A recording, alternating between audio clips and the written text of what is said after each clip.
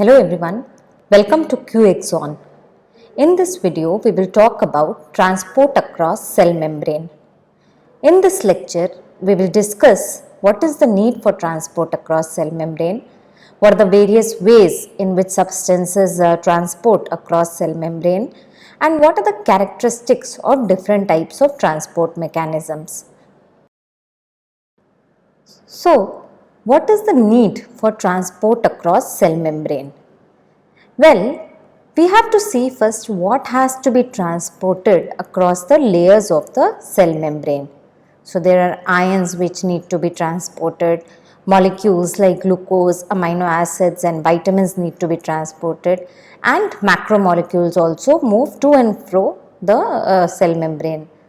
So, why it is essential to understand this is, see, mostly the cell membrane is acting like a barrier, that is, it is preventing the free movement of substances from inside the cell to the outside and from outside the cell to the inside of the cell membrane. So, it is kind of separating the cell from its surroundings. But despite that, we need that certain substances should cross the cell membrane and reach to the interior of the cell. Suppose these glucose, amino acids, vitamins which are required for various biosynthetic pathways. Similarly, the ions which we are talking about, their entry and exit is important for various functions which the cells carry out. So, what are these methods of transport across cell membrane? Well, they have been classified into two types based on whether they do not require any biological energy or biological energy, that is ATP, is required or not.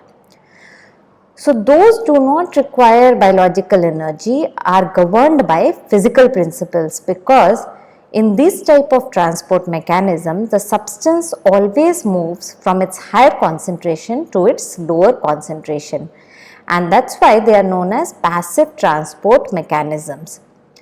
The methods of a passive transport include simple diffusion, facilitated diffusion, osmosis and ultrafiltration. While the ones in which energy or ATP is required, they are known as active transport mechanisms. So, in this basically the substance moves against its concentration gradient. So, that is the reason that energy or biological energy or ATP is required. Simple, see, if anything is moving from top of the hill to bottom of the hill, will it really require any external energy? No. So, that is governed by physical principles. So, it is moving from height, that is the stored potential energy, and then it is falling down. But if something needs to be moved from below to the top, that will require some external energy, isn't it? So, similarly, any substance which is moving from its lower concentration to its higher concentration will require external energy. So, the types of active transport are primary active transport and secondary active transport. But there are other ones also which are for large molecules, and these include endocytosis, exocytosis, and there is also pinocytosis. So, first let us see the passive transport mechanisms. For that, we should consider first that what are the requirements for passive transport of the substance.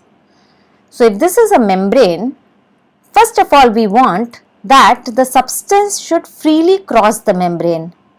It can happen if the substance is lipid soluble, because the membrane is lipid, remember. So, if the substance is lipid soluble, it can freely cross the membrane. Or secondly, suppose there are certain proteins inserted in the membrane which will allow for transport of the substance even if the substance is not lipid soluble. Secondly, there should be some driving forces, because we are saying that in passive transport mechanisms we don't use biological energy, that is ATP. So, the energy of the driving forces itself will drive the movement of the substance. So with this, we will consider that which substances can cross the membrane passively. Different types can cross the membrane passively. So based on that, there are different mechanisms of passive transport. First mechanism of passive transport is simple diffusion. And simple diffusion occurs for substances which are lipid soluble. So lipid soluble substances can move freely from higher concentration to lower concentration across cell membrane. So here we have shown how this will happen. So if this is the cell membrane and here this is the extracellular space and this is the intracellular space. So these blue dots are showing the substance. So with this you can see that the concentration of the substance is higher on the outside of the cell. So in this case, if the substance is lipid soluble, it will start slowly dissolving in the membrane and it will start crossing the membrane. And after some time, you see, with time we are seeing what will happen. After some time, there will be equal concentration of the substance on two sides of the membrane. So with time, if adequate time is allowed, in simple diffusion, on both sides of the membrane there will be equal concentration of the substance.